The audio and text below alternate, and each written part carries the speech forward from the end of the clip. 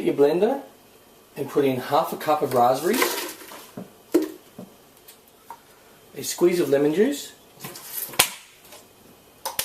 and 2 teaspoons of honey. And you want to blend this for about 20 seconds on high. Now this is for the coolest, the first part.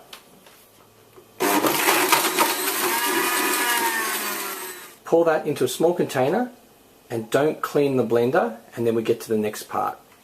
Now add to the blender that's still got the remnants in there 2 peaches cut up, half a cup of plain low-fat yogurt.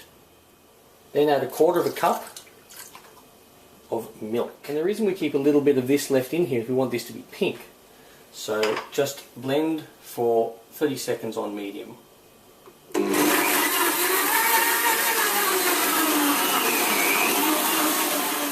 Now get the first part that you've put separate, and then what you've just mixed, and we want to sort of put them in a little bit at a time. Put some of this down the bottom like that. Then pour this. Then put some more like that,